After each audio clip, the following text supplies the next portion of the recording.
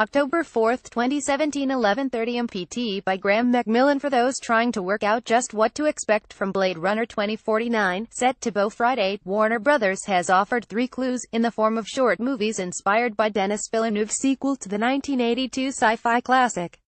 They are 3 projects that fill in the gaps between 2019, when the original movie takes place, and the year 2049 of the sequel, Blackout. 2022, 2036, Nexus Dawn, and 2048, Nowhere to Run, are less complete narratives as much as puzzles waiting to be unlocked. But what, if anything, can they tell us about the future of a world filled with lifelike replicant androids and people who make a living hunting them down? Here's what you need to know.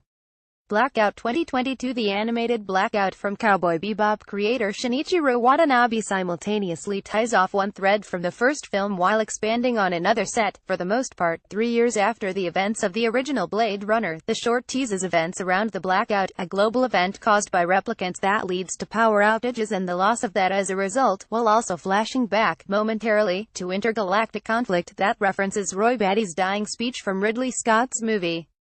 The Blackout, judging by what's briefly seen on screen, also appears to permanently change the landscape of Los Angeles.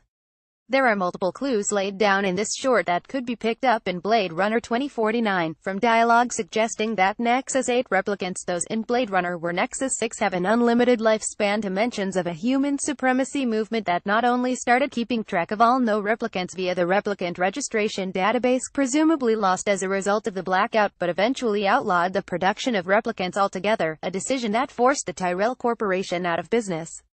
So who will make replicants now? 2036, Nexus Dawn. Luke Scott's Nexus Dawn short answers that question by introducing Jared Leto's Neander Wallace, who meets with authorities to announce his desire to create the Nexus 9 line of replicants.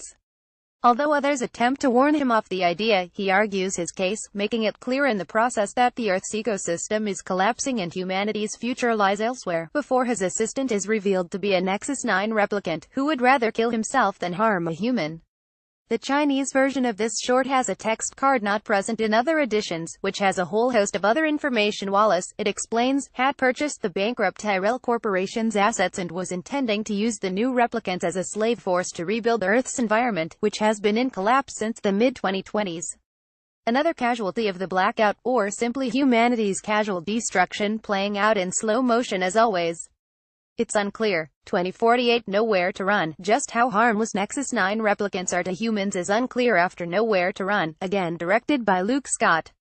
Both live-action shorts were written by Hampton Fancher and Michael Green, writers on Blade Runner 2049.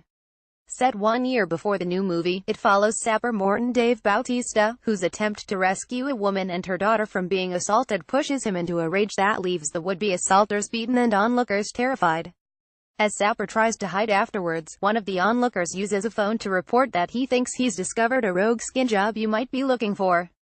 But is Sapper in Nexus 9, or one of the earlier Nexus 8s, still on the loose after Blackout 2022?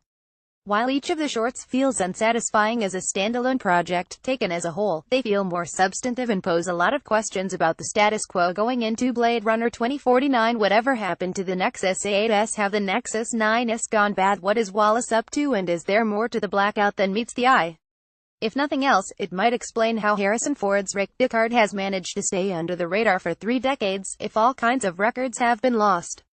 How many of these questions will be answered by Blade Runner 2049, or, for that matter, how important any of them are to that movie at all, is something that will only remain a mystery until this weekend. Blade Runner 2049. Blade Runner 2049.